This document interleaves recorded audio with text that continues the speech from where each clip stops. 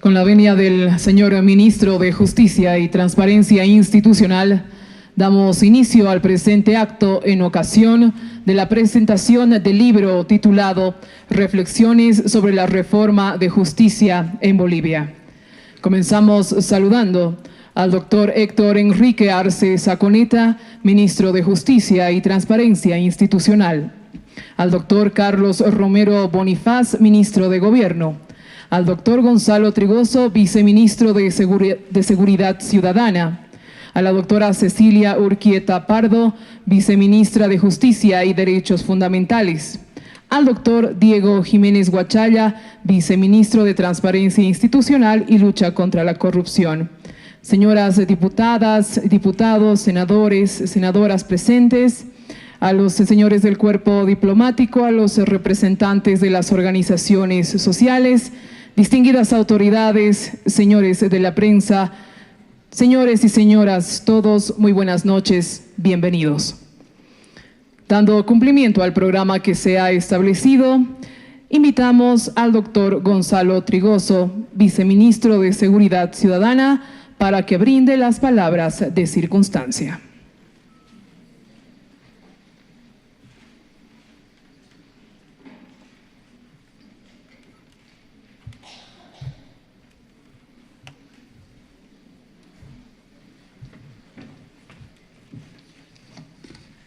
Muchísimas gracias, hermanos y hermanas, autoridades presentes en la testera, compañero Héctor Arce, compañero Carlos Romero, compañera Cecilia Urquieta, compañero Diego Jiménez, doctora Alejandra, esposa de nuestro ministro de Justicia. Cuando el doctor Héctor Arce me pidió que haga un prólogo de la obra que hoy día presenta,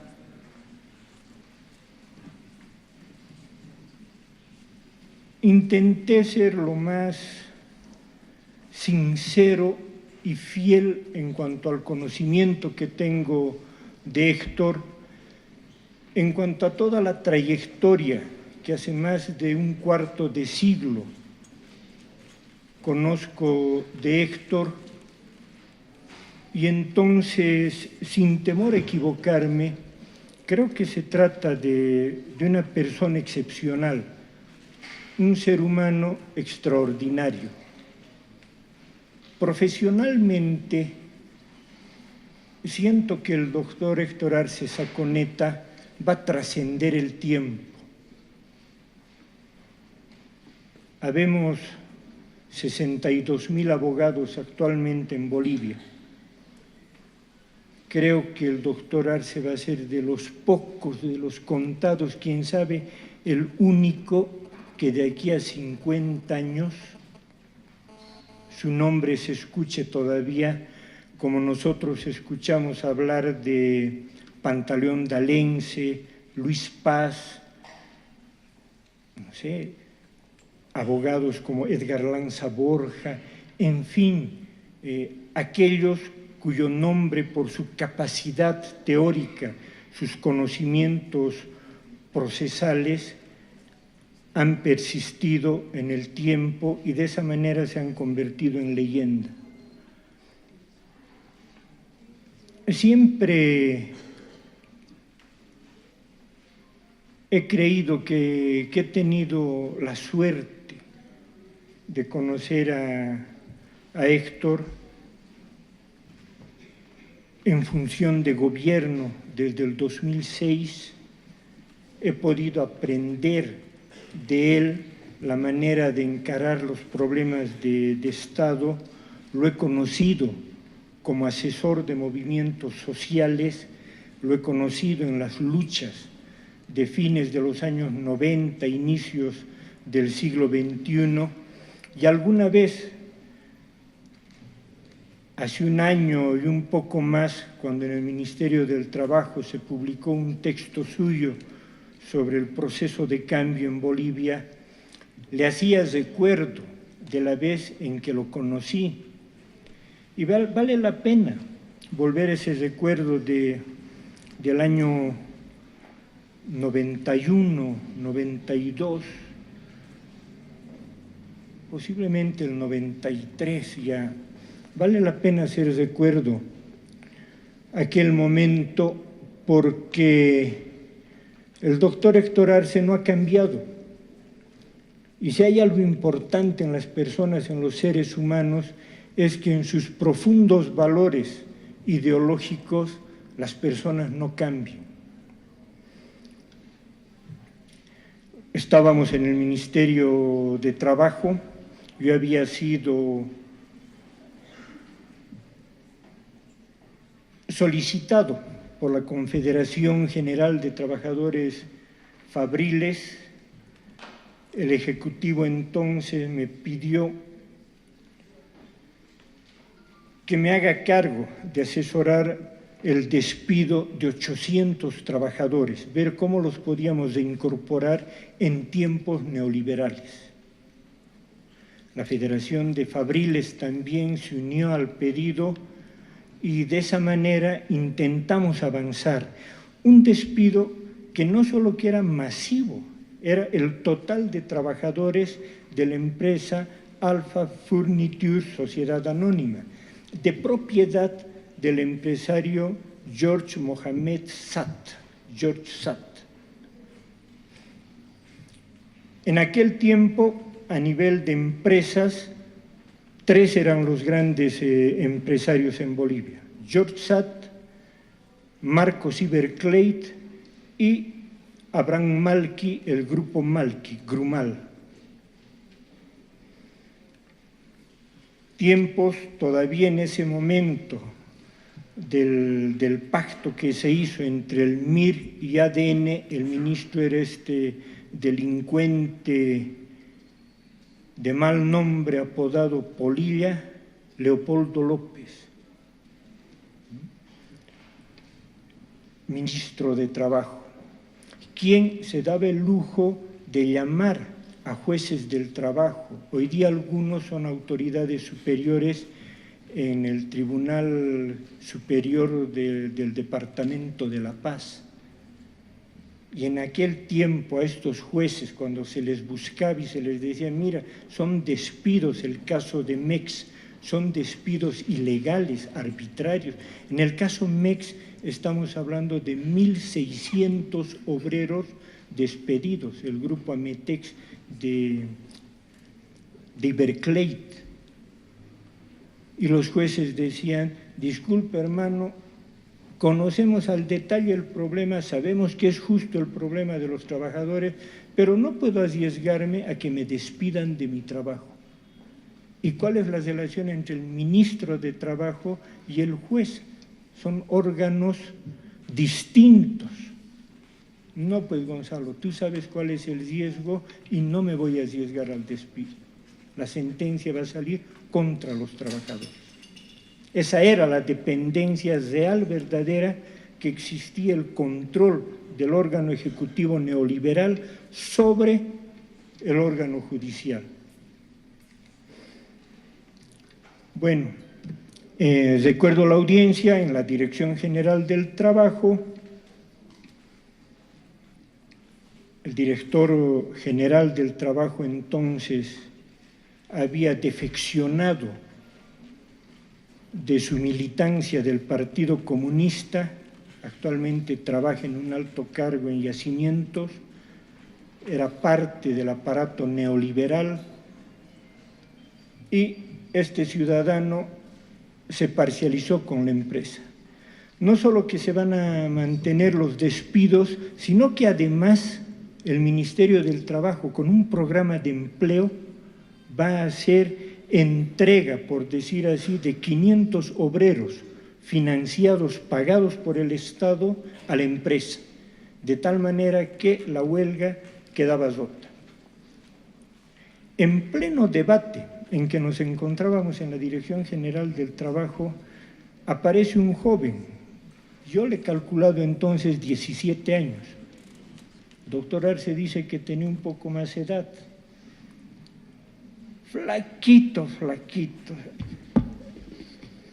de este ancho serían sus piernas y sus brazos, flaco total, y en toda su juventud así como niño malcriado, entra para la audiencia, lo ciña el director general del trabajo y señala que los trabajadores han decidido tomar como asesoría, como asesor legal al doctor Manuel Morales Dávila.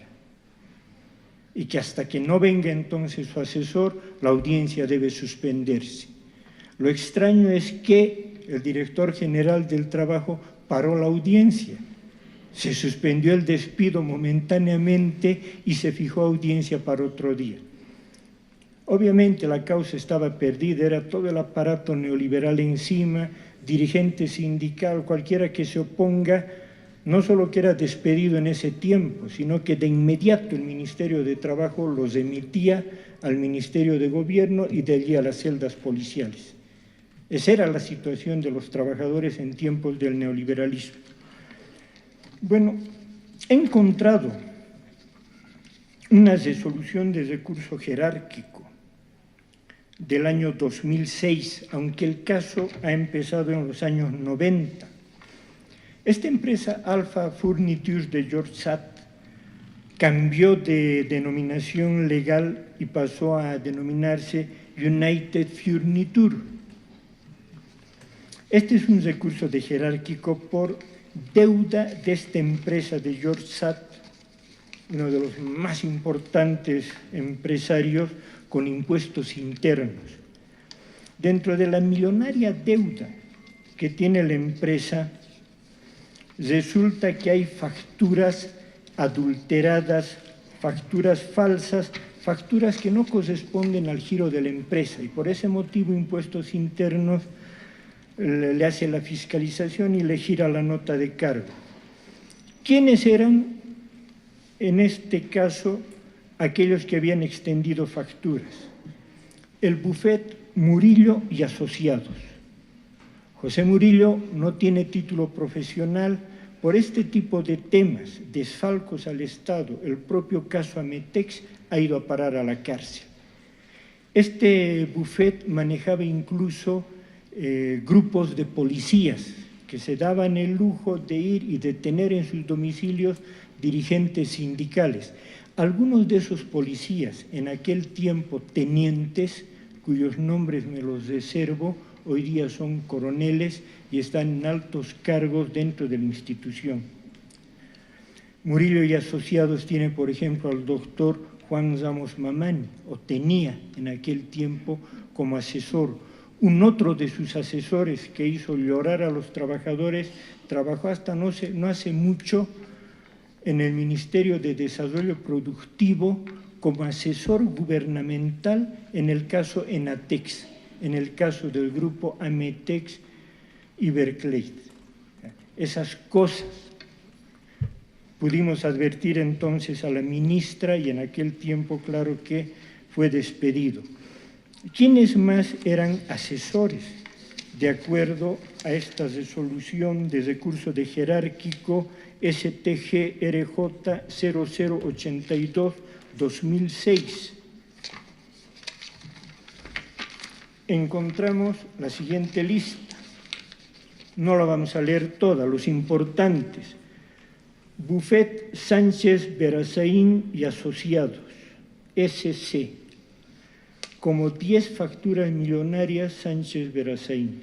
Obviamente también está Murillo y Asociados, también no sé cuál era la relación con Aguas del Illimani, montos millonarios.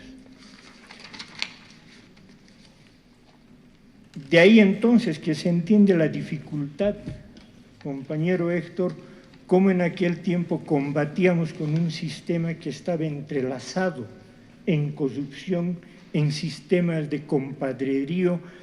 Estamos viendo un aparato estatal del MIR y la ADN y estamos viendo cómo estaban asesorados por miembros del MNR, el caso de Sánchez Berazaín. Pero se hizo. A pesar de todo, se hizo un enorme esfuerzo para la defensa de los trabajadores, para la defensa de los recursos naturales y de las empresas estatales bolivianas. Y concluyo entonces señalando, así lo conocí yo al doctor Arce. En aquel tiempo ni siquiera era abogado, fue para una audiencia, permitió un respiro a los abogados, a los trabajadores despedidos en aquel momento. No ha cambiado.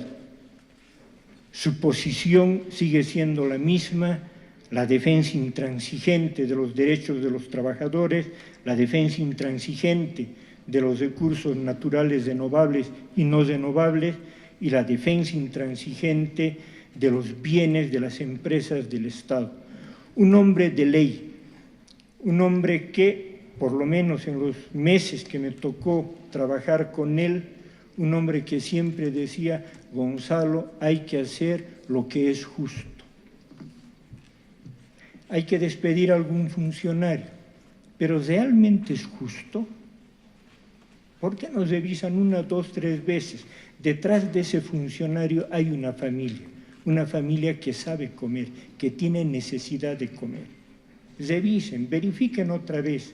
Si es justo, entonces ya, hay que despedir. Si no, no. Una oportunidad más. Procesos del Estado en materia de corrupción, procesos muy complejos. Ministro, esta es la situación. ¿Apretamos clavijas? No. Nosotros no somos así. No ordenamos, no mandamos, no instruimos, no presionamos sobre el órgano judicial, que se haga lo que es justo.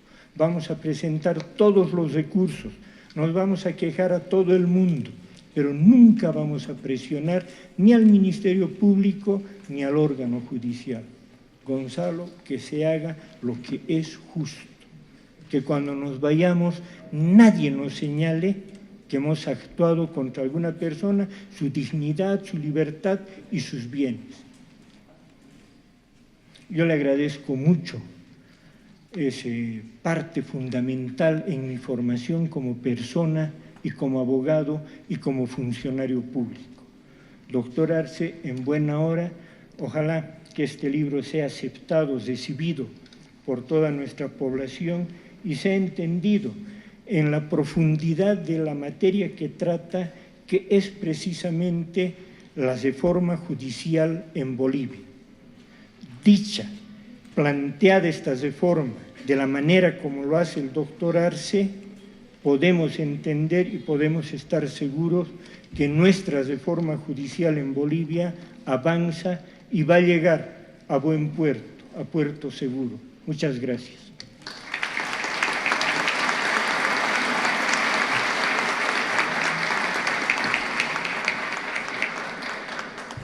Agradecemos por sus palabras al doctor Gonzalo Trigoso, viceministro de Seguridad Ciudadana. A continuación tenemos la presentación del libro denominado Reflexiones sobre la reforma de justicia en Bolivia, a cargo del doctor Carlos Romero Bonifaz, ministro de Gobierno.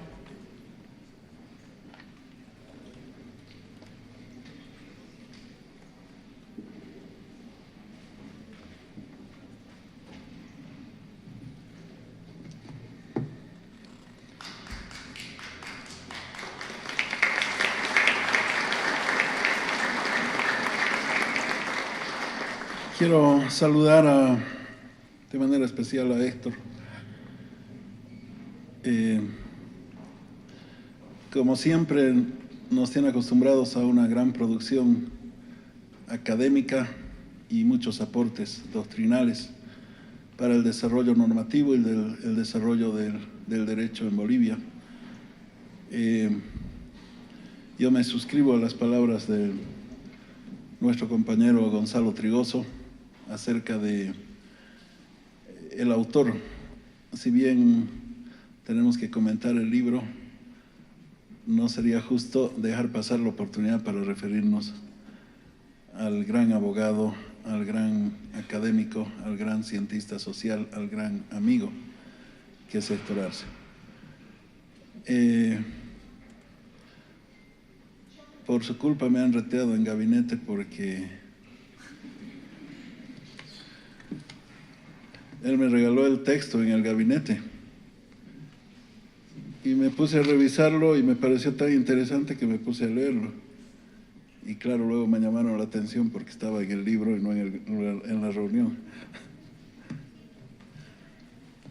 Quiero saludar a todos ustedes, un gran auditorio acá presente, gente de muy diversas representaciones, dirigentes de organizaciones sociales, autoridades electas del órgano jurisdiccional, exministros, autoridades judiciales en ejercicio, viceministros. Muchas gracias.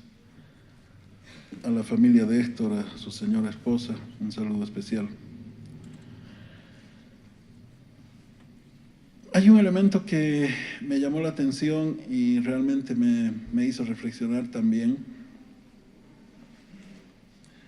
acerca de la interpretación que hace Héctor sobre el sistema de justicia.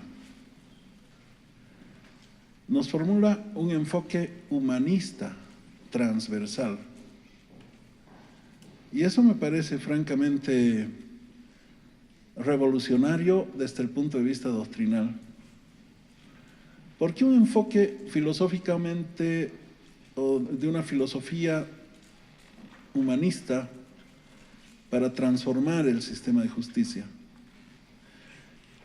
Primero porque, como dice en el texto, los litigios se producen entre seres humanos. Los daños civiles se provocan hacia determinadas personas. Las responsabilidades deben establecerse en función de la afectación de derechos humanos. Y cuando los litigantes acuden al sistema de justicia, inclusive el servidor judicial, el servidor de la justicia, lo debe recibir y lo debe tratar con inmediatez, calidez. Pero sobre todo quienes tienen a su cargo la administración de justicia tienen que tomar en cuenta que están resolviendo la situación que compromete los más profundos valores humanos, la dignidad de las personas, la libertad de las personas, el patrimonio que es fruto del trabajo, del esfuerzo de las personas, muchas veces por generaciones, los derechos fundamentales, los derechos humanos. Ese es un elemento que me llamó la atención y me pareció importantísimo, elemento de orientación. Lógicamente, en el texto Reflexiones sobre la reforma y justicia en Bolivia, se parte de un estado de situación que obviamente en lo fundamental vamos a coincidir. Un sistema de justicia caracterizado por una excesiva burocratización, intransparencia, congestionamiento, corrupción.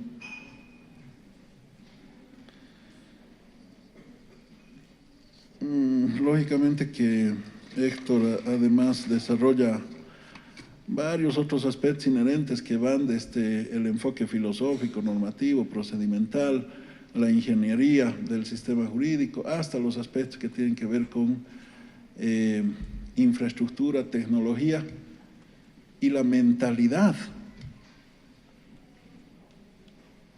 de los servidores públicos vinculados a la administración de justicia.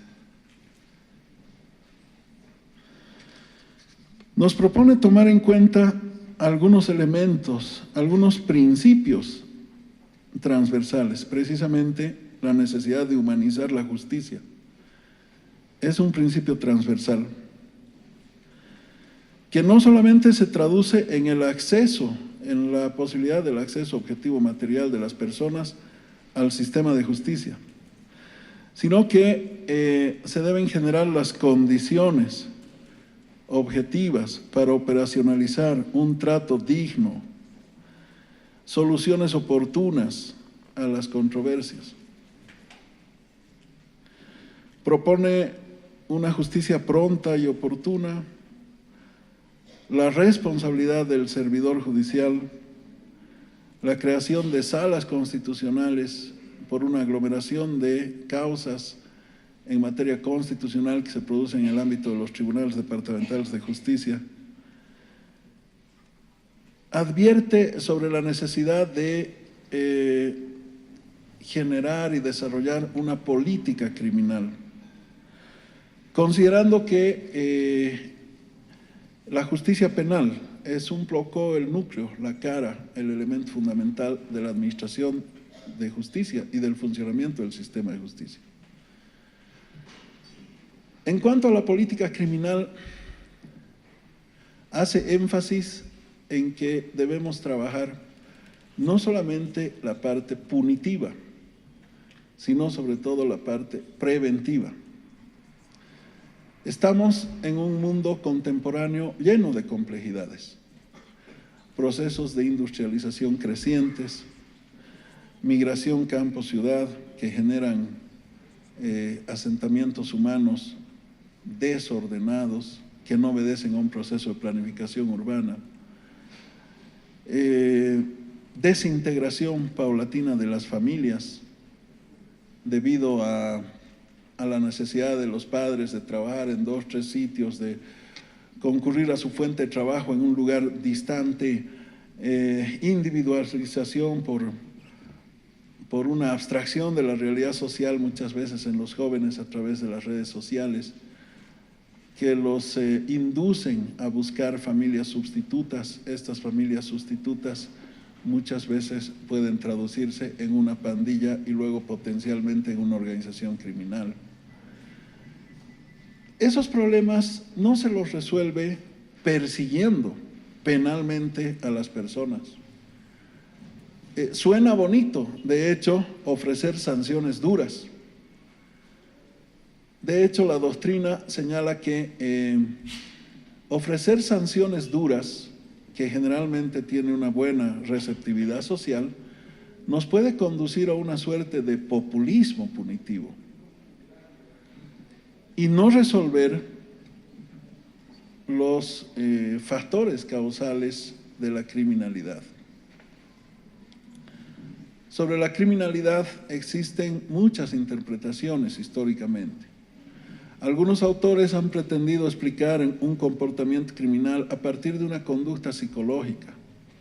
Otros han pretendido explicarlo a través de unos rasgos antropológicos de las personas.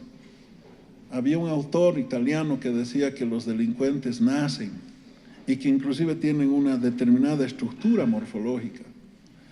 Otros autores pretendían explicar la criminalidad a partir de un contexto sociológico y otros inclusive desde un ámbito de mercado, desde una explicación, desde una perspectiva económica.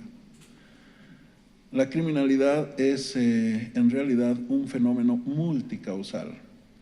No se lo puede entender a partir de un solo factor generador del comportamiento criminal. A la vez pueden concurrir factores sociales, factores de idiosincrasia cultural como elementos facilitadores de la criminalidad, por ejemplo, el alcohol, la droga, las armas en determinadas sociedades, pero pueden también concurrir elementos económicos y otros.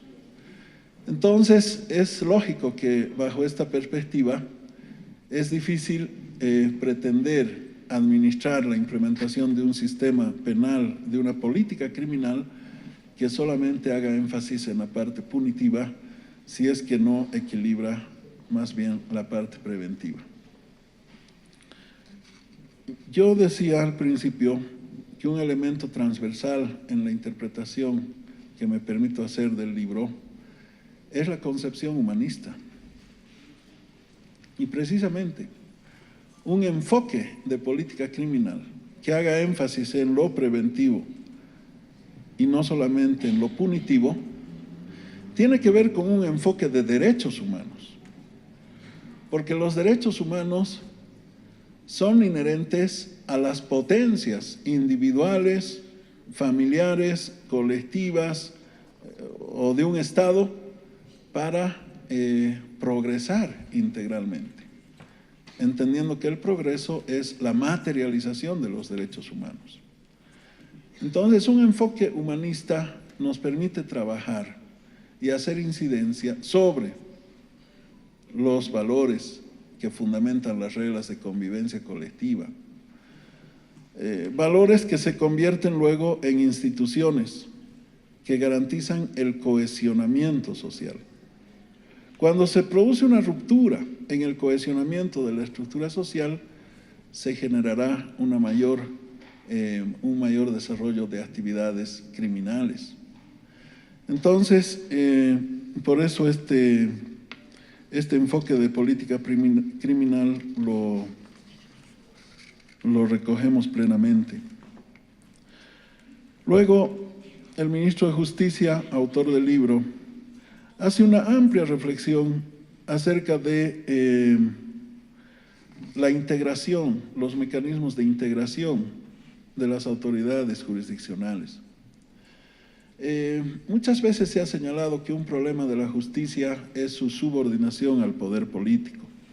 Ha sido bastante categórico Gonzalo Trigoso cuando nos ha presentado ejemplos de subordinación al poder político. Pero también podríamos decir de subordinación a estructuras de poder en general. Una estructura de poder fáctico que pervierte el funcionamiento del sistema de justicia son los consorcios jurídicos, las alianzas entre jueces, fiscales, abogados, policías, para digitar los procesos judiciales, torcerlos. Hace una explicación muy detallada el doctor Arce acerca de este sistema combinado de integración de las autoridades jurisdiccionales mediante el cual se combina la carrera meritocrática, tratando de objetivar de la mejor manera posible en términos académicos la calificación de esta carrera meritocrática con la voluntad popular. En un intento de convertir el sistema de justicia en su integración de autoridades en un sistema que conjuga, por un lado, una carrera de méritos, pero por otro lado que la convierte en un mandato popular.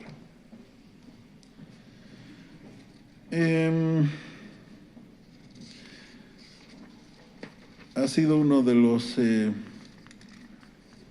diseñadores, el doctor Arce, de nuevos mecanismos creativos que permitan una mejor cualificación meritocrática, y los detalla en el libro. Luego señala 3 ejes para la reforma de la justicia: el desarrollo normativo, el talento humano y los aspectos que tienen que ver con la tecnología, la infraestructura y el modelo de gestión. Sobre el desarrollo normativo, precisamente en el libro se subraya en la necesidad de continuar con el proceso de desarrollo de nuevas normas sustantivas y adjetivas en un otro contexto histórico-social. El doctor Arce fue uno de los impulsores de formulación de una nueva generación de códigos sustantivos y adjetivos, los códigos morales, que deben sustituir a los códigos que sistemáticamente vienen sustituyendo a los códigos Banzer, que a su vez habían sustituido a los códigos Santa Cruz. Estas normas sustantivas y adjetivas, cada una en su momento respondió a un contexto. Los códigos Santa Cruz a un contexto de instalación republicana, no encuentro otro término más afortunado en este momento, instalación de la armazón institucional republicana. René Zabaleta decía: No eres tú, es el Zabaleta. Un saludo a Javier. René Zabaleta decía, antes de este proceso de cambio, lógicamente, en Bolivia han habido dos momentos constitutivos. El post-guerra federal de fines del siglo XIX y el post-revolución del 52. No considera que en 1825 se haya constituido un Estado, sino más bien se había establecido una armazón institucional sobrepuesta a una estructura económica de carácter colonial. Y esa armazón institucional no respondía a la realidad social boliviana. Y precisamente los códigos Santa Cruz, en ese contexto, pues tenían la limitación de pretender reproducir la codificación francesa para aplicarla a la realidad social boliviana.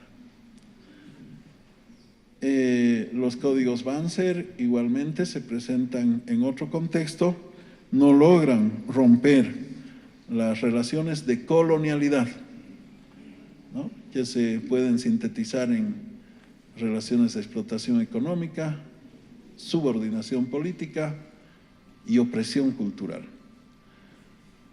La normativa normalmente responde a un esquema de opresión cultural, porque no reconoce la pluralidad en el pasado histórico republicano. Este nuevo momento constitutivo, que adopta la pluralidad como núcleo organizador del Estado, conlleva el desafío de hacer converger, de crear campos de intersección entre civilizaciones distintas en el ámbito jurídico. De ahí que concurren el sistema jurídico positivo con el sistema jurídico ancestral, originario. Lo interesante es que estos sistemas tienen institutos en muchos casos análogos. El doctor Arce, por ejemplo, señala la necesidad de desarrollar el sistema de justicia de paz, que no deberíamos judicializar todos los problemas. Somos una sociedad que en este momento no sé qué término utiliza él exactamente, pero yo diría una sociedad litigante, ¿no? Él utiliza una categoría propia. Somos una sociedad litigante por naturaleza. Entonces, tenemos que modificar esa mentalidad de repente colonial, desjudicializar muchos problemas que bien podrían resolverse por otros mecanismos de conciliación, de mediación, de acuerdos, de consensos entre las personas. Es interesante reponer los alcances del sistema de justicia de paz. No lo habíamos adoptado antes, no lo habíamos considerado antes en Bolivia, porque pensábamos que solamente dos sistemas jurídicos deberían caminar a par y paso. El positivo, el denominado sistema positivo, ordinario, en fin, con el sistema jurídico ancestral, originario, indígena. Pero en realidad ambos precisamente convergen en un sistema de paz.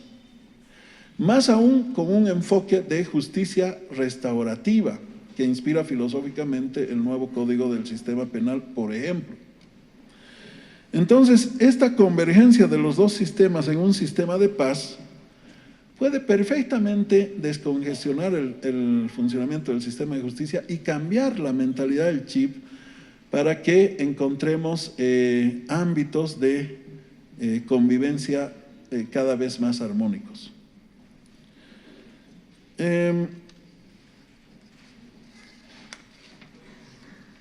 Cuando le tocó a Héctor presidir la Cámara de Diputados, tuvimos una profusa producción de nuevas normativas, nuevos códigos.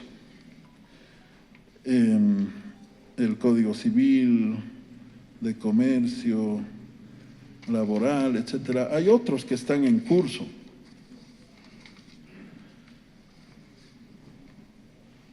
Tenemos que, obviamente, contar con un nuevo marco normativo. Había colapsado el marco normativo anterior.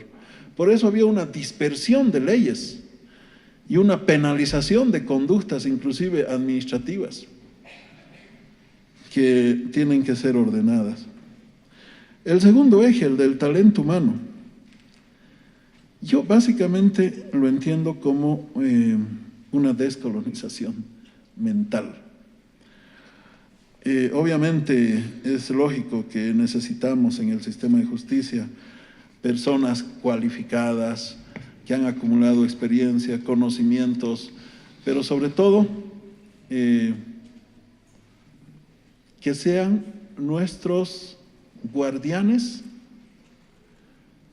de los valores que fundamentan nuestra vida colectiva. Y finalmente los aspectos que tienen que ver con tecnología, infraestructura, modelo de gestión, etcétera.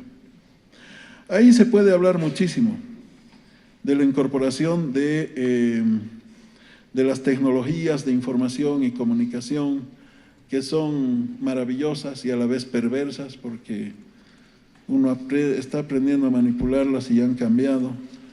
Pero bueno, hacen posible lo que hace algunos años parecía imposible. El desafío es incorporar esta tecnología al funcionamiento del sistema de justicia.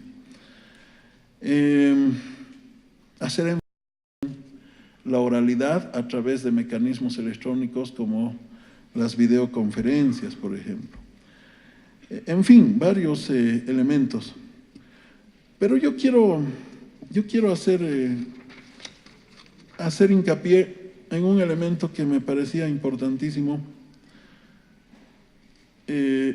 acerca de la conformación de un mapa judicial nacional, dice Héctor, en todas las áreas jurisdiccionales que respondan a los parámetros técnicos de densidad poblacional, problemática concurrente, conflictividad, condiciones geográficas, acceso a haciendas judiciales, etcétera, etcétera. Yo creo que hemos hablado mucho de los nuevos enfoques filosóficos, procedimentales, de la justicia, la tecnología, etcétera. Pero me parece que en este último elemento estamos replanteando la organización territorial de la justicia. Y la organización territorial de la justicia no tiene que ver solamente con una desconcentración física de los juzgados. Tiene muchos más componentes desde mi punto de vista. Puede obedecer perfectamente a una integralidad de variables. Fíjense ustedes, los delitos no es mucha ciencia. Los delitos, por ejemplo, se presentan por tipologías atendiendo determinadas condiciones socioeconómicas, condiciones territoriales, condiciones contextuales. Es lógico que en los lugares donde hay mucha concentración de gente, en torno a ferias, movimiento comercial, mercados, en fin, los robos y los hurtos van a ser una tipología estadísticamente dominante. Donde hay centros de diversión nocturna que no tienen ningún control, vamos a tener nosotros riñas callejeras, peleas que van a provocar lesiones graves, lesiones gravísimas en muchos casos, y que van a provocar también delitos sexuales, violaciones. En fin,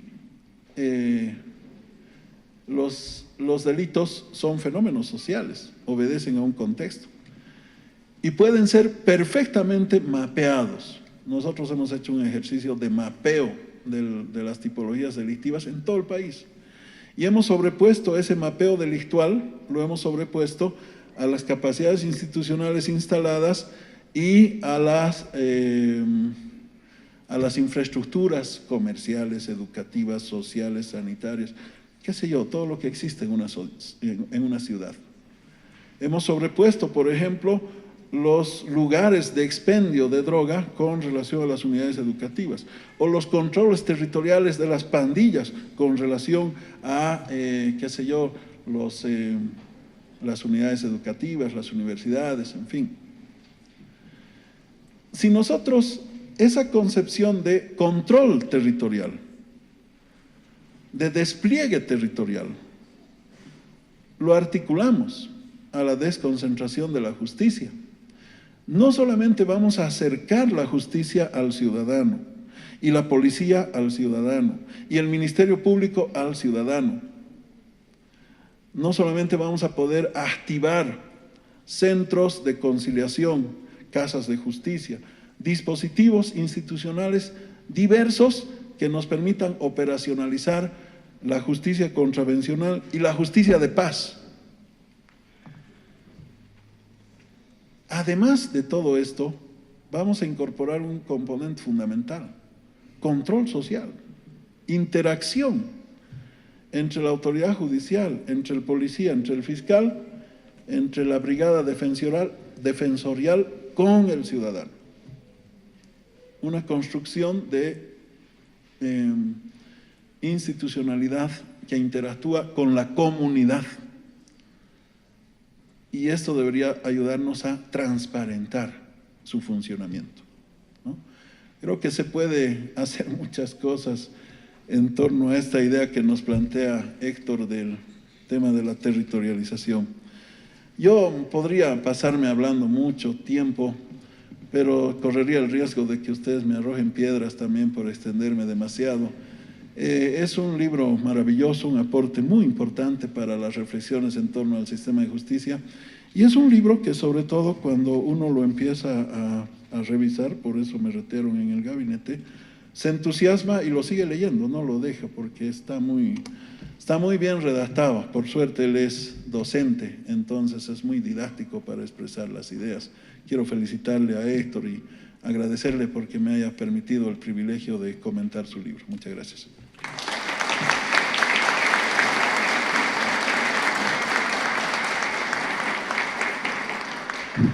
Agradecemos por sus palabras a nuestro ministro de Gobierno.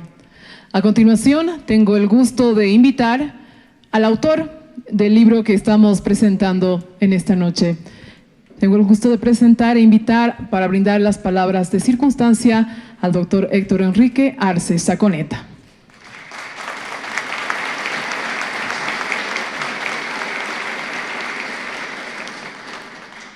Muchas gracias, muy buenas noches. Permítanme saludar a mi compañero, colega y amigo de tantos años, compañero de vida, doctor Carlos Romero Bonifaz, ministro de Gobierno. Saludar a mi hermano, mi compañero, el doctor Gonzalo Trigoso Agudo, viceministro de Seguridad Ciudadana, a nuestros viceministros de Justicia, de Transparencia, a los demás viceministros de nuestro ministerio. Un saludo especial a nuestros compañeros parlamentarios, diputados y senadores que nos honran con su presencia. Saludar de manera especial a los miembros de la Comisión de la Verdad, don Edgar Ramírez Santiesteban y los compañeros, doña Nila Heredia, los demás compañeros que nos acompañan. Un honor que estén ustedes como memoria histórica fundamental de nuestra patria en este acto, de verdad, profundamente agradecido.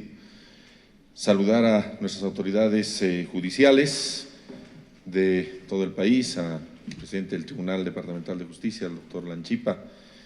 Saludar a los miembros de la Comisión Codificadora que nos honran con su presencia. A la cabeza, estaba hace unos momentos, se fue nuestro maestro codificador, el doctor José César Villarroel Bustios. Todos los miembros de nuestra comisión. Saludar a nuestro director de la carrera de Derecho.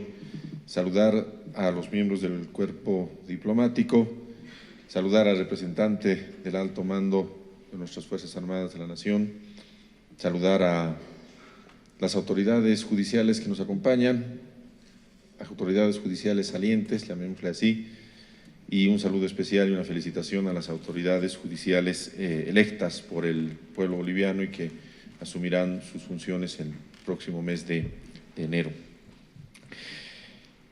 saludar a mi compañero y amigo, nuestro embajador ante las Naciones Unidas, defensor de los derechos humanos, una gran trayectoria, don Sacha Llorenti Solís. Saludar a las organizaciones sociales, a nuestras queridas organizaciones sociales, sujetos activos fundamentales de nuestra patria, de nuestro proceso de cambio, de nuestro proceso de transformación.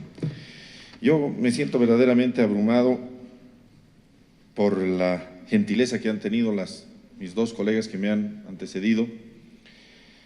Don Gonzalo Trigoso, un hombre absolutamente comprometido y leal a sus principios y a su trayectoria, un hombre honesto, un hombre sano, un gran profesional del derecho del trabajo, uno de los grandes constructores de este proceso de cambio.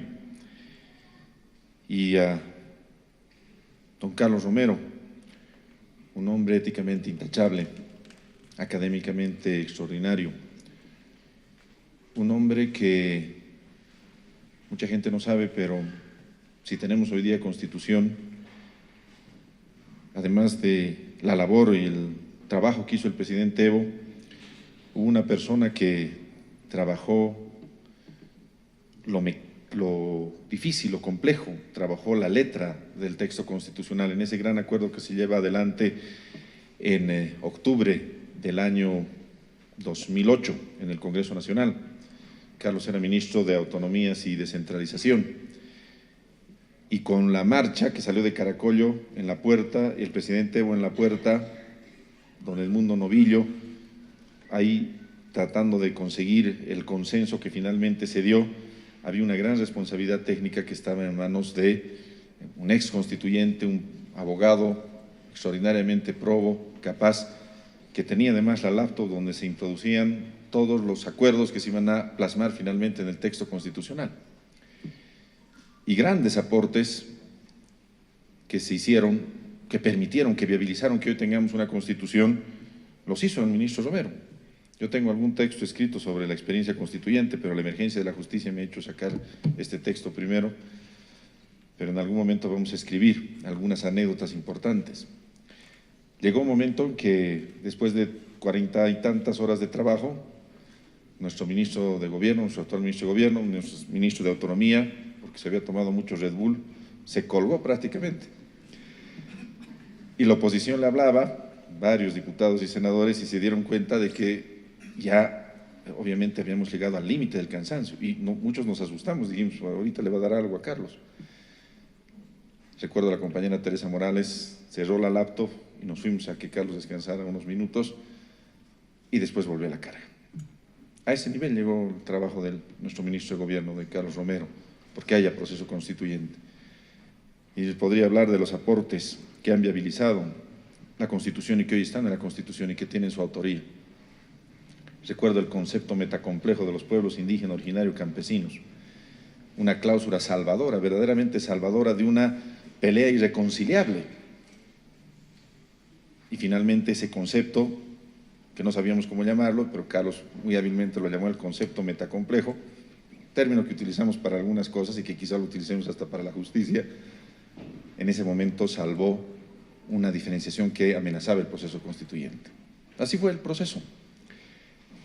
Así es este proceso de grandes transformaciones en los que algunos de nuestros compañeros han estado casi a punto de dar la vida, de llegar al sacrificio extremo, de llegar a trabajar hasta que uno ya no dé físicamente, por construir. El resultado todos lo conocemos. En octubre, después de la victoria electoral de agosto del 2008, la victoria militar de septiembre de 2008, cuando se dispusieron a matarnos en el Porvenir, vino la victoria política, la victoria constituyente de octubre del 2008, y ahí Carlos Romero fue un actor verdaderamente impresionante. Y la historia sabrá reconocer, Carlos, ese aporte, ese trabajo verdaderamente grande, como Gonzalo Trigoso, otro de los asesores del proceso constituyente. Algún otro día vamos a contar cuáles son los artículos de la Constitución que podrían tener una autoría directa de Gonzalo, de Cecilia Rocabado, de Constantino Escobar, del equipo de abogados de nuestra Facultad de Derecho que trabajó con nosotros. Ambos han hecho referencia a un elemento fundamental, que yo creo que es la premisa de la que partimos. Hay una gran tarea pendiente en el proceso de cambio, lo hemos dicho varias veces. Un proceso de transformaciones políticas, sociales, jurídicas y económicas como el que lleva adelante Bolivia no puede estar completo si no hay antes un proceso o si no acompaña un proceso de profunda renovación en la administración de justicia. La justicia es un servicio público fundamental, tan importante como la salud, como la educación, como los servicios básicos que nos permiten vivir en sociedad, vivir en armonía, desarrollar nuestra vida. Pero por alguna razón, la justicia es la gran tarea pendiente de este proceso de cambio. La justicia es la tarea que, de alguna manera, y lo ha dicho el presidente, nuestro presidente Evo, lo ha dicho el vicepresidente, lo hemos reconocido nosotros, es la tarea que hemos dejado para el final. Y no digo el final del proceso, sino el final de este proceso de implementar las grandes reformas que una revolución que puede tener muchos y muchos años más en expansión debe finalmente concluir. La justicia ha sido lo más colonial que hemos tenido y eso es algo que deberíamos entenderlo todos. Cuando nace la República, cuando nace el Estado, saludo al doctor Villarroel Bustos que acaba de reincorporarse después de dejar a sus alumnos en la facultad.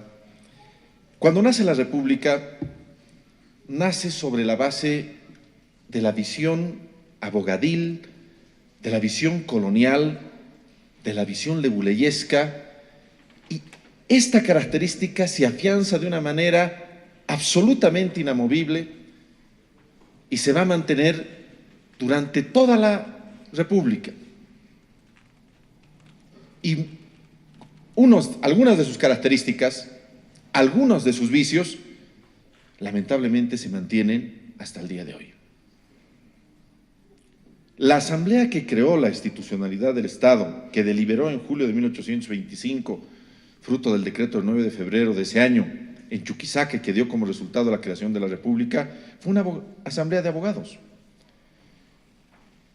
Y fue una asamblea de gente conservadora. Ahí está el máximo exponente, Casimiro Lañeta, a quien la historia, conoce bien Gonzalo, no lo define si fue realmente un hombre que abrazó la causa patriótica en su momento o fue un hombre que, encargado por su tío, el general Pedro Lañeta, quien lo manda a traer armas para seguir la rebelión, finalmente encripta y le da una solución al problema de esa casta social que había gobernado en la colonia y que hábilmente pasó a gobernar en la República.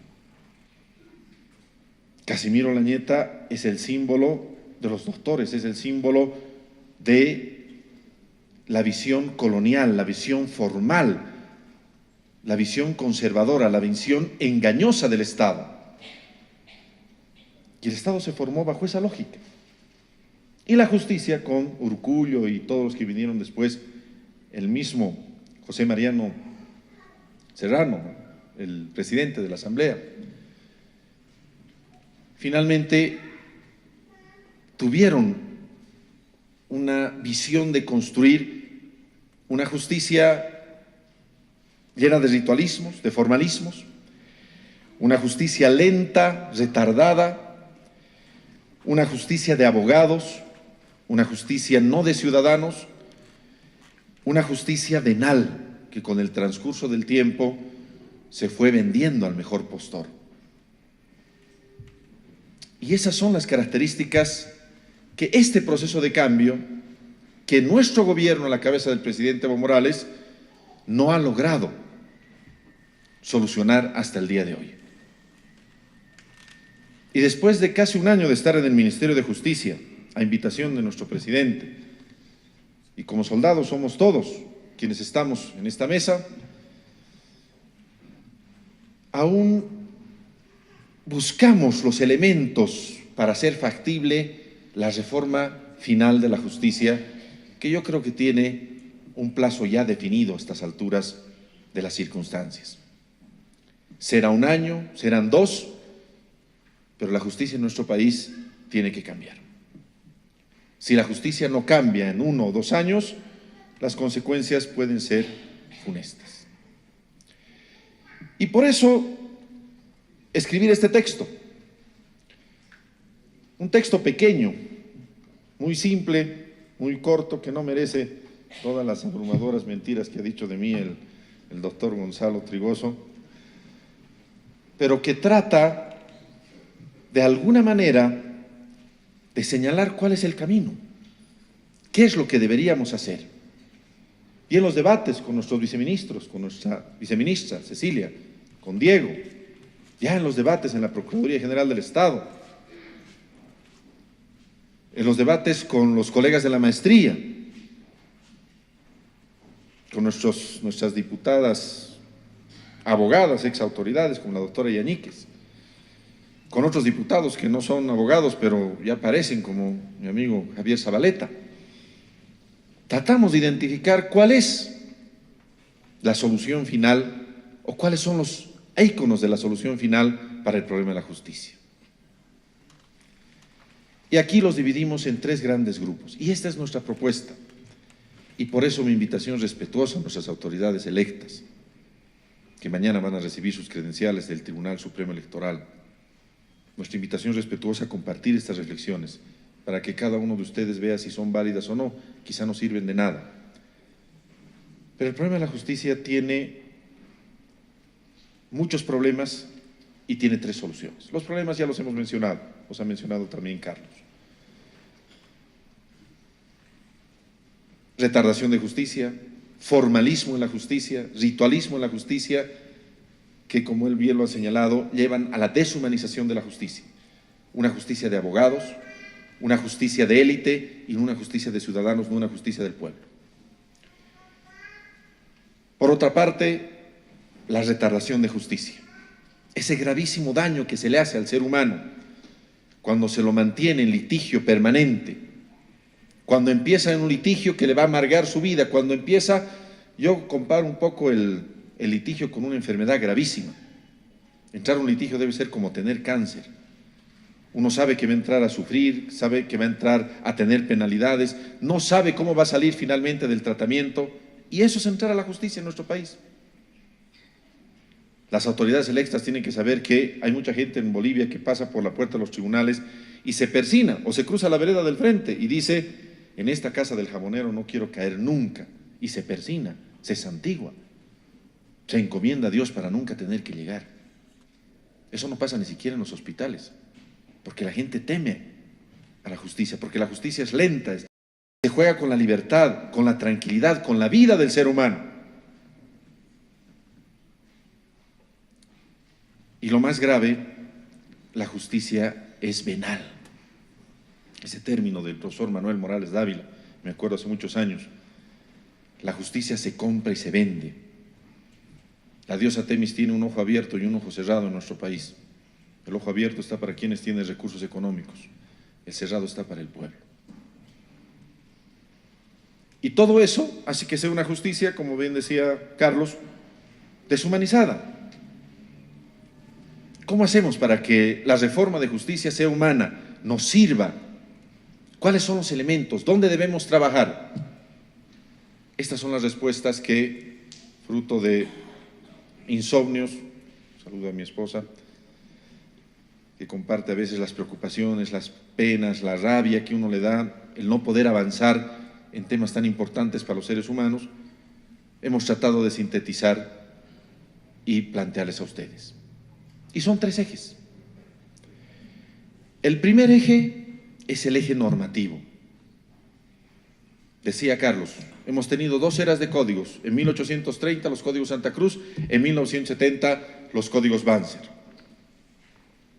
Ambas codificaciones han sido copiadas. Ambas codificaciones han sido derivadas de otros códigos, franceses primeros, italianos y españoles después, principalmente. El Código Civil, la gran obra del mariscal Andrés de Santa Cruz que le regaló a su esposa en el acto de promulgación, Era una copia textual del Código Napoleónico Civil del año 1803. Era tan copia que hubieron 2 artículos que no pudieron ser traducidos y se los mantuvo como están. La realidad napoleónica que analizó y que vio y que alumbró la Revolución Francesa de 1789 distaba mucho a la realidad de la nación boliviana, de 90% de indígenas, cuyo proceso de desarrollo histórico natural había sido abruptamente interrumpido. Para los doctores charquinos, a la élite gobernante, a la élite republicana, no le interesaba eso. Era una élite que mostraba un estado aparente, como diría Álvaro García Linera. Un país pequeño, naciente, conflictuado, de una población mayoritariamente indígena, más de un 90% de indígenas, tenía que mostrarse como un estado moderno, un estado que tenía códigos de avanzada, que tenía una estructura judicial avanzada. Es el estado aparente, como bien lo califica nuestro vicepresidente, brillantemente calificado por Álvaro García.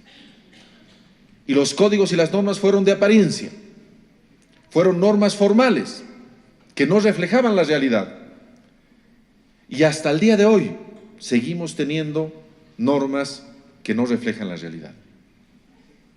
Vean ustedes el ejemplo del Código de Procedimiento Penal, que ha sido ya, o va a estar en desuso en unos meses más.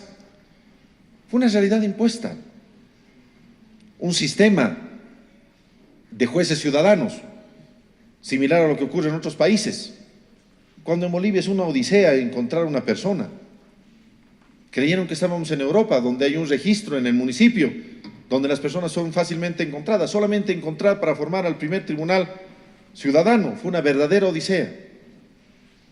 Y no les contamos después la situación particular de los jueces ciudadanos, que no pudieron, obviamente, asumir una responsabilidad porque no es un Estado social, o cuanto menos no era un Estado social que ofrecía las condiciones, como en Estados Unidos, para que 16 personas puedan cerrarse a debatir y emitir una sentencia con el sano espíritu de la justicia que tienen los seres humanos, porque esa era la idea. El primer elemento son normas, y hay buenas normas. Aquí está el codificador de este país, José César Villarruel, y el equipo de codificadores. No voy a mencionarlos para no obviar a nadie, profesionales de nuestra Facultad de Derecho principalmente, de otras facultades de la Universidad Católica, está el doctor Barea, que por primera vez en el país hemos visto la realidad, y digo hemos porque me siento parte por el trabajo en la Cámara de Diputados, y hemos hecho normas no basándonos en qué diría la legislación francesa, qué dice la legislación italiana, qué dice la legislación de uno u otro país, sino viendo qué pasa con el oficial de diligencias, qué pasa con el despacho que no sale, qué pasa cuando no hay hilo para coser el expediente, qué pasa cuando el juez se reúne a puertas cerradas con una de las partes, qué pasa cuando el juez señala audiencia inmediatamente para burlar la acción tutelar de la justicia, para dejarlo a uno en indefensión. La realidad objetiva, la realidad sobre la cual se tiene que hacer la norma. La norma debe ser para el hombre, no el hombre para la norma, como diría Solón hace más de 2000 años. Hay buenas normas. Hay 5 normas que se dejaron en el anterior periodo constitucional. Hay una norma que es fruto del trabajo de la Asamblea Legislativa Plurinacional, es trabajo exclusivo de la Asamblea Legislativa Plurinacional, el código que recientemente el presidente en ejercicio lo publicó, el Código del Sistema Penal Boliviano. Y hay 5 normas más que estamos construyendo en el Ministerio de Justicia. Las mencionaba Carlos. Código Civil, Código de Comercio, Código Laboral, Código Procesal Administrativo y una ley de ejecución penal. 5 al principio, 5 después y 1 al medio, 11. Esos son los códigos morales. Pero la verdadera solución al problema de la justicia no está en los códigos, no está en las leyes.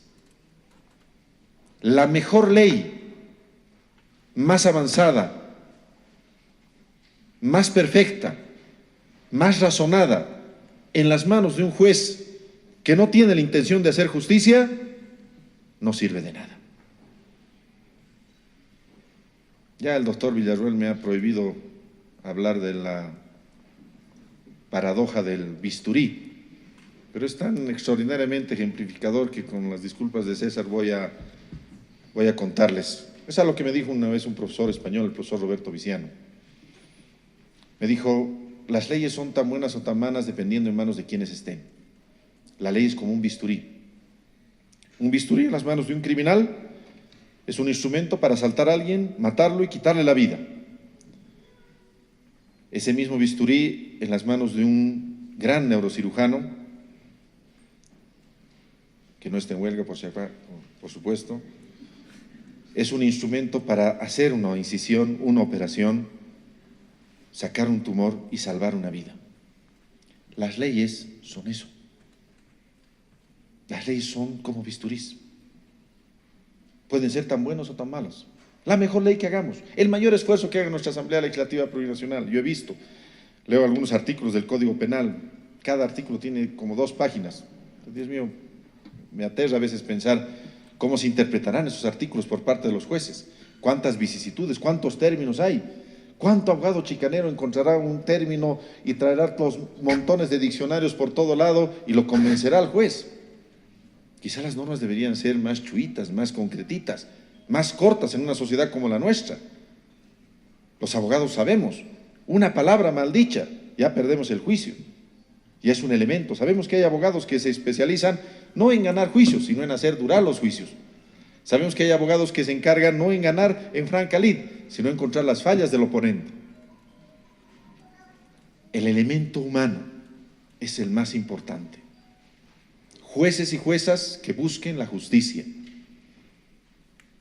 que sigan la enseñanza del profesor uruguayo Eduardo Couture, de buscar siempre el derecho, pero cuando se encuentra en conflicto el derecho y la justicia, que puedan inclinarse por la justicia. Miren la sabiduría de esa parte del decálogo del maestro Eduardo Couture. La Asamblea Constituyente, uno de cuyos autores es el ministro Romero, ha dado una fórmula única en el mundo. Nos hemos aventurado a crear una fórmula única en el mundo.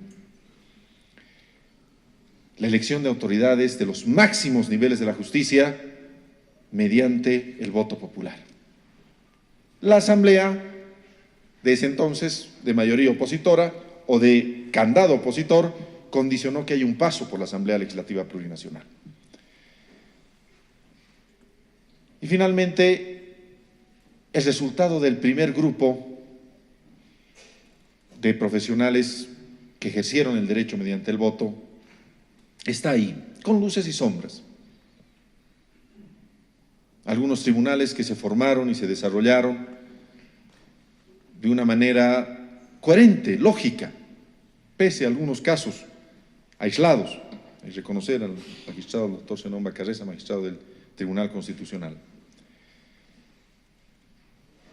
Pero otros entes administrativos también formados por voto no estuvieron a la altura de las circunstancias.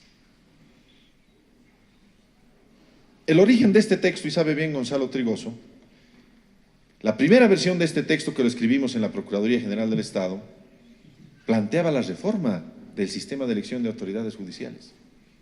Yo personalmente estaba totalmente convencido, y lo dije a mis compañeros, hablé con Carlos, hablé con el presidente, con el vicepresidente, estaba convencido de que el sistema de elección mediante voto no es el mejor sistema para elegir autoridades judiciales. Con una visión científica del derecho, yo decía, el derecho es una ciencia. Hemos hecho un experimento y el experimento no ha funcionado. Como todos los días la ciencia médica busca la cura para el SIDA y no lo encuentra hasta que finalmente lo encuentra. Nosotros hicimos un experimento y planteamos en la Cumbre de Justicia y planteamos un sistema mixto, y está el texto de la Procuraduría. Pero la opinión popular fue mayoritaria porque se respete el voto. Y se respetó eso. Recuerdo el mensaje del vicepresidente en la inauguración de la Cumbre de Justicia. Y tenemos un segundo grupo de autoridades judiciales electas por voto. Con todo respeto, la responsabilidad que tienen ustedes, distinguidos doctores, doctoras, es inmensa. Ustedes tienen que ser los cirujanos que utilicen correctamente el bisturí que la Asamblea, que nosotros estamos creando. De nada sirve que hagamos el mejor bisturí si no los tenemos ustedes de los mejores cirujanos. Es difícil, es complicado. El día de hoy, en un aeropuerto, en nuestro país, me he encontrado con un magistrado electo. Lo respeto muchísimo, encantado de conocerlo. Me parece que tenemos que tener todos los bolivianos fe en lo que hemos hecho, en lo que se ha elegido, pero lo he visto rodeado de personas. Un colega abogado que lo conocía me dijo, yo he trabajado con él, había otro doctor, había otra persona. Me dio la impresión de que estaba frente a una autoridad política, rodeada de gente que quizá lo había ayudado en su campaña, quizá lo había colaborado en algo. Y un juez, un magistrado, no tiene que ser así. Un juez, un magistrado, no habla, no hace declaraciones. Por supuesto, no dice que lee sus fallos en coca. A un juez, un magistrado se lo conoce, y se los digo con el más profundo respeto, cariño y admiración, por los fallos que dicta. Y los fallos que dicta un magistrado, los dicta él solo. Puede tener, por supuesto, sus letrados, el equipo, lo que el profesor Néstor Pedro Sagües llama los tribunales invisibles, ¿no es cierto? Pero no personas que se muevan al lado del magistrado, no personas que aparezcan ahí como intermediadores, porque eso nos asusta. Jueces que se olviden de la elección, jueces que se olviden de quienes los apoyaron, porque es una elección, y hay una elección, hay una forma de campaña, hay una forma de hacerse conocer, es natural, es contra natura ir a una elección metido uno en su casa, es contra natura, es casi como, no sé, como el celibato de la Iglesia Católica, rompemos contra la naturaleza. Pero nuestro pedido, nuestro ruego, y está en este texto, respetuoso, es de que nuestros jueces, los más elevados de la nación, los jueces de distrito y los jueces inferiores, los jueces públicos, como ahora los llama la ley, asumamos la responsabilidad histórica extraordinaria y cumplamos nuestra función desde la acción más hermosa que debe haber. Y yo hablaba con algunos amigos hace algunos años, y yo cuando era estudiante soñaba con ser juez, porque decía, no debe haber nada más hermoso en la vida que ser juez, tener en tus manos la posibilidad de hacer justicia, de encerrarte tú mismo. Ahí está una juez, la doctora Yaníquez, de encerrarte tú mismo y analizar y dar la razón a quien tiene la razón, hacer justicia con una decisión tuya, poner una firma solamente por el crisol de la justicia. Eso no tiene precio. Que nuestra forma de elección, buena o mala, ya dependerá de qué pasa en estos 6 años, no sea un óbice para que nuestros jueces actúen como los jueces deben actuar en todo el mundo, en función a su sana crítica, aplicando la ley como autoridades judiciales. Los jueces hablan por sus fallos deben ser transparentes, dignos, justos, no necesitan explicación. Alguna vez también un profesor español me decía, los fallos son como los chistes, si hay que explicarlos, no sirven, no son buenos. El elemento humano tiene que estar cargado de un elemento fundamental, y ahí nuestra reflexión principalmente al órgano administrativo que se ha formado también por voto. La meritocracia no es la suma mecánica de títulos. Ahora se estudian maestrías, doctorados por doquier. La meritocracia es la suma de méritos. Y los méritos no solamente son los títulos académicos.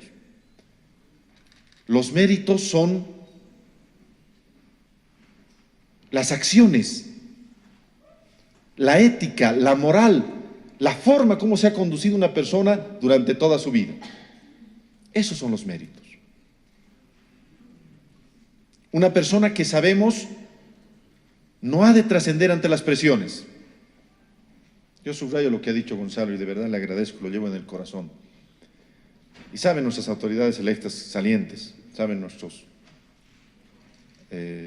presidentes, vocales, jueces, nunca en la vida alzaríamos el teléfono para decirle en un caso A o en un caso B vote por o inclínese por esta forma o por esta otra forma. Nunca, jamás lo hemos hecho y es nuestra mayor dignidad. Y se los decimos a nuestras autoridades electas, que nadie jamás levante el nombre ni del presidente, ni del vicepresidente, ni del ministro de Justicia, ni del ministro de Gobierno, ni de ninguna autoridad. Y si lo hacen, avísenos, ahí vamos a estar con la policía en ese momento para encarcelarlos. Nadie tiene por qué hablar sobre el poder político. Se discursea infinidad de veces que hay dominación y que hay sometimiento a la justicia al poder político. Yo les traigo la expresión de Gonzalo. Alguna vez los vamos a llamar a decir para coordinar mejores espacios para la justicia, mejores implementaciones de la justicia. Todo esto que estamos planteando es con ustedes. Ustedes son los actores principales, centrales y fundamentales. Pero jamás hablarles de un caso particular. Jamás introducirnos en un caso particular. Esa es la dignidad que tenemos. Pero un juez tiene que ser indemne no solamente a las presiones políticas, que son las que por lo general se mencionan. Tiene que ser inmune a las presiones de otros tipos, a las presiones de las organizaciones sociales, y lo decimos con mucha pena. Algunas organizaciones sociales, algunos dirigentes sociales no han cumplido su deber de ser la reserva moral, como son nuestras organizaciones sociales, y han intercedido por temas, por cargos, por una y por otra cosa. Nuestro pedido, no les hagan caso. Actuaremos en función al fiel de la justicia, al fiel de la balanza que tiene en sus manos la diosa Temis. El talento humano, como lo hemos llamado, recursos humanos, como debatíamos con nuestra viceministra, suena medio feo, el término más de moda es el talento humano. En el caso de la justicia, es lo más importante. Ahí está la clave. Estamos en las manos de los operadores de justicia. Les reitero, necesitamos grandes cirujanos que manejen correctamente los bisturís.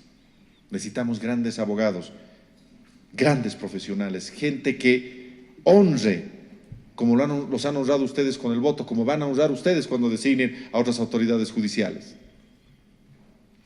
Tenemos que cambiar el talento humano en la administración de justicia. Comentaba con el presidente hace algunos días, en el pasado se vendían cargos en el Congreso. ¿No es cierto? Todos conocíamos. Había la franja de seguridad, se decía. Varios diputados llegaban a ser diputados solamente para ampararse en la inmunidad parlamentaria que había en la anterior Constitución. Recuerdan el artículo 51, 52 de la Constitución abrogada. Y pagaban 20,000, 30,000, 40,000 dólares. Antes pagaban para ser ministros. Ahora el ser ministro es un sacrificio que lo hacemos de corazón, de manera feliz, aunque sin poderlo quizá veces alcanzar a nuestro presidente, como bien lo ha dicho Carlos en alguna entrevista. Mañana tenemos gabinete a las 5 de la mañana, de aquí vamos a seguir trabajando. Nadie pagaría ni loco por ser ministro.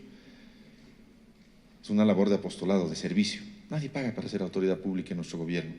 Nos honramos de eso, nos preciamos de eso. Pero lamentablemente a mí como ministro de Justicia me ha tocado desmontar mafias que extorsionaban a los jueces para mantenerlos en su cargo y jueces que pagaban para ser jueces. Y no poco dinero, decenas de miles de dólares. Eso no puede ser, queridos amigos.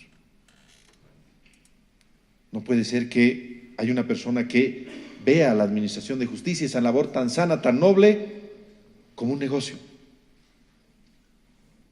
Que 150,000 dólares voy a recuperar tanto. ¿Cómo va a recuperar? No puede ser.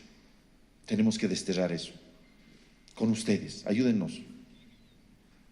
Y es el ejemplo.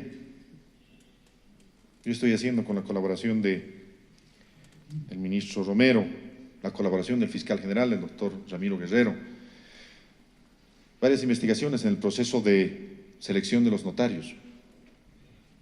Toda la vida se ha elegido a los notarios mediante coimas, mediante dinero. No a todos, pero a algunos sí. Todos sabemos, los abogados. Ahora estamos llevando adelante un proceso verdaderamente transparente. Pero yo les digo a mis compañeros, la clave es que identifiquemos, porque yo estoy seguro, hay gente que sigue traficando, hay gente que no se asusta hasta verse finalmente en San Pedro, hasta verse en Palmasola.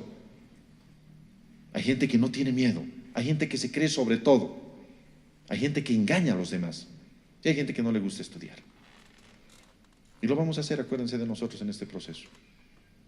Más les vale a las personas que están tratando de negociar o utilizar nombres y demás, abstenerse de hacer aquello, porque van a acabar en San Pedro o en Palmasola, o en el Abra o en la cárcel que corresponda. Esa debe ser nuestra premisa para hacer de la judicatura el elemento más digno, más noble. Que mañana el honor más grande sea ser magistrado, sea ser juez. Que la dignidad más grande para un abogado que debe hacer de su profesión una labor de apostolado sea esa. El talento humano, el elemento humano. Y hay un tercer pilar que proponemos, que a su vez está dividido en 3 elementos. Un primer elemento, la tecnología. Nosotros no podemos comprender nuestra vida sin los instrumentos electrónicos, nuestro correo, nuestro WhatsApp, nuestra manera de relacionarnos con el mundo. Pero cuando entramos a un juzgado, es como si retrocediéramos 40, 50 años. ¿Hay computadoras? Sí, hay computadoras, pero muchas de ellas ni siquiera conectadas a Internet. A veces los operadores de justicia se niegan a un sistema porque piensan que los van a controlar. En algunos juzgados sigue habiendo la máquina de escribir. Todos nos comunicamos entre nosotros con un clic de nuestro celular, un correo electrónico, un mensaje. Pero las notificaciones judiciales siguen tardando 2 meses, 3 meses, 4 meses. ¿Cómo se explica eso? El correo ya no existe, se lo está liquidando.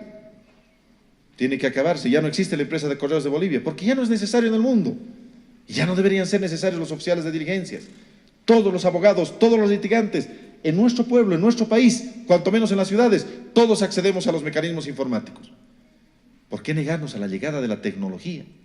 ¿Por qué dejar al mundo del derecho ajeno a la tecnología? Por el casuismo de algunos abogados que juegan con el diligenciero a demorar, a retardar y anular una causa.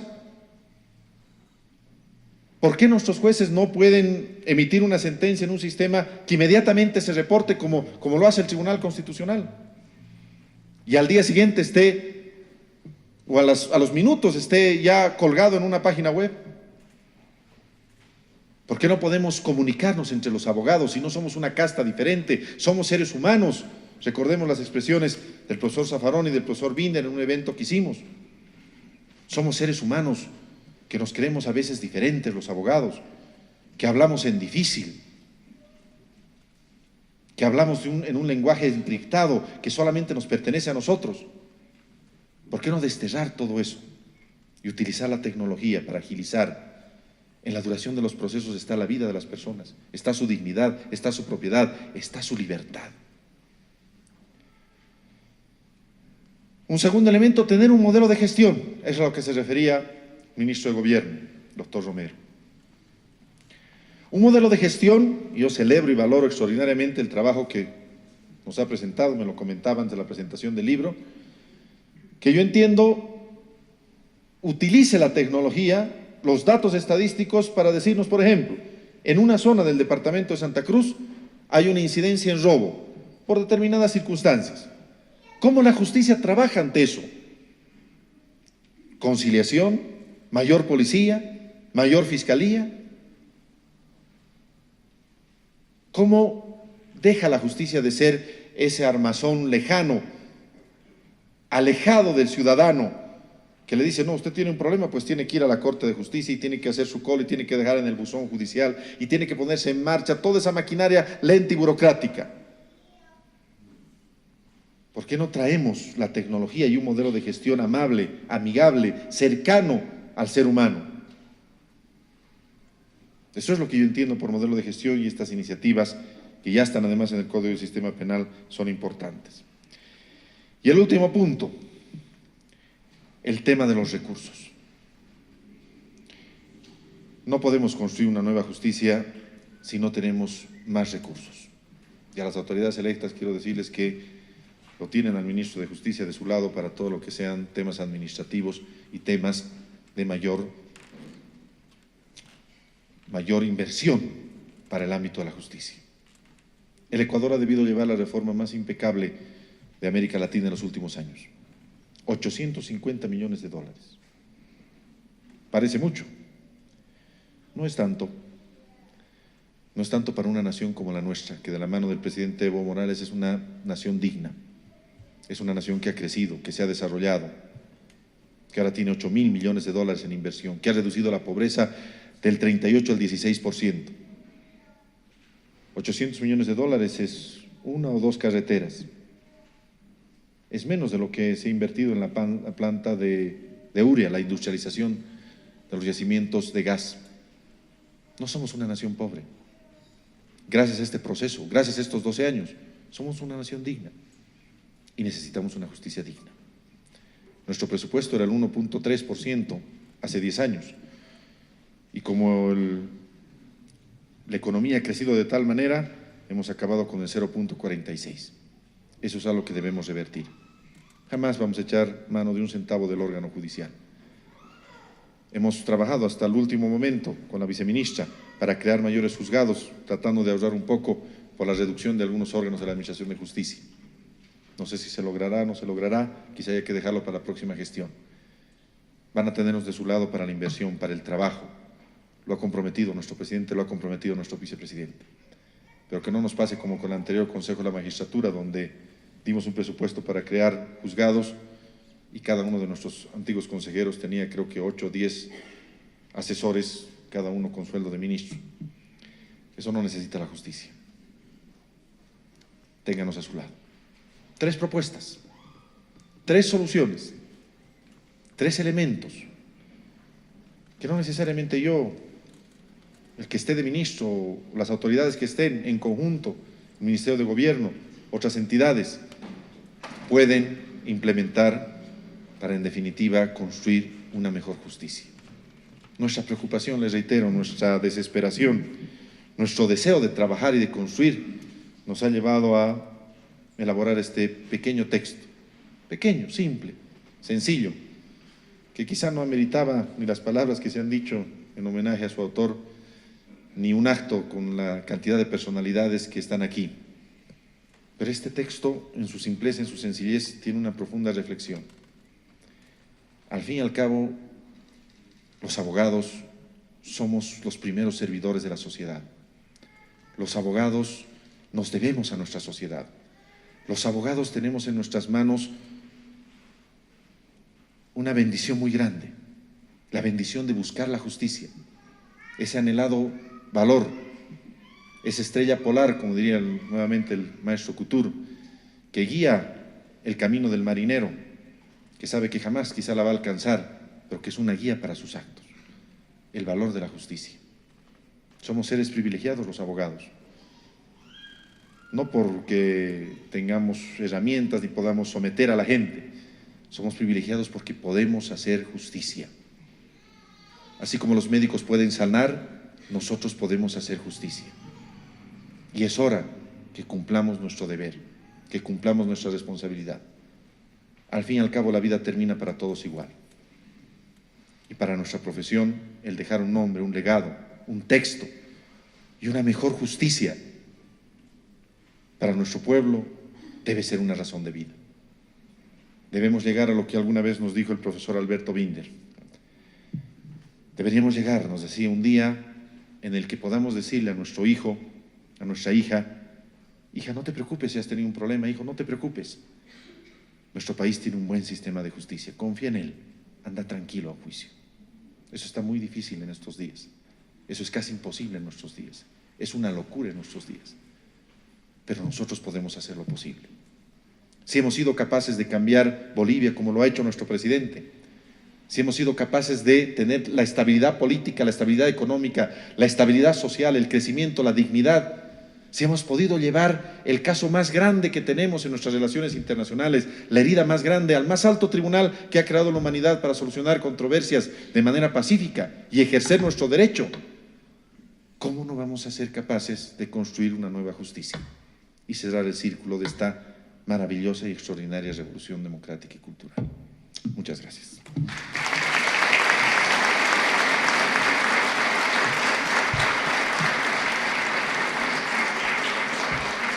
Muchas gracias por sus palabras a nuestro ministro de Justicia y Transparencia Institucional.